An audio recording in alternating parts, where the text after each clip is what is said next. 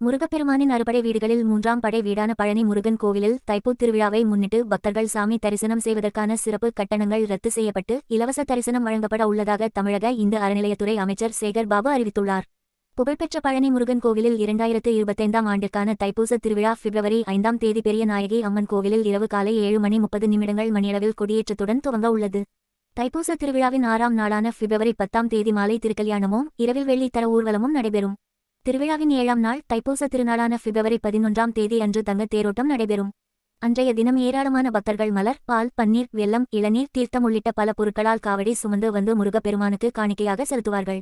10 நாட்கள் நடைபெறும் பழனி தைப்பூச விழாவில் 3 முதல் 5 லட்சம் வரையிலான பக்தர்கள் கலந்து கொள்வது வழக்கம்.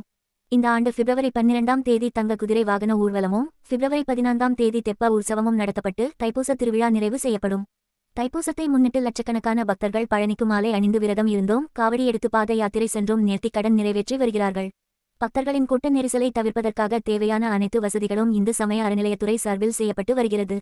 இந்நிலையில் பக்தர்களின் வசதிக்காக தைப்பூசத்தை முன்னிட்டு பிப்ரவரி 11, 12, 13 ஆகிய 3 நாட்களும் சிறப்பு கட்டண தரிசனம் ரத்து செய்யப்பட்டு அனைவருக்கும் இலவச தரிசன முறை நடைமுறைப்படுத்தப்படும். திருவிழாவிற்கு வரும் 2 லட்சம் பக்தர்களுக்கு அன்னதானம் வழங்க ஏற்பாடு செய்யப்பட்டுள்ளதாகவும் பக்தர்கள் கோவிலுக்கு வந்து செல்ல வசதியாக 10 நாட்களுக்கு ரயில் நிலையம், சண்முக நதி உள்ளிட்ட பகுதிகளில் இருந்து அடிவாரம் வரை செல்வதற்கு இலவச பஸ்கள் இயக்கப்படும் என்றும் அவர் தெரிவித்துள்ளார். இந்த ஆண்டு வழக்கத்திற்கு மாறாக மார்கழி மாதத்தில் இருந்தே பழனியில் பக்தர்கள் கூட்டம் அலைமோத துவங்கி உள்ளது. தினமும் தமிழகம், கேரளா உள்ளிட்ட பல்வேறு மாநிலங்களில் இருந்தும் லட்சக்கணக்கான பக்தர்கள் பழனிக்கு சாமி தரிசனம் செய்வதற்கு குவிந்து வருகின்றனர். தைப்பூசத்தன்று அனைத்து முருகன் கோவில்களிலும் சிறப்பு பூஜைகள் நடைபெறும். முருகப்பெருமானின் அறுபடை வீடுகளிலும் கூட்டம் அதிகரித்து காணப்படும்.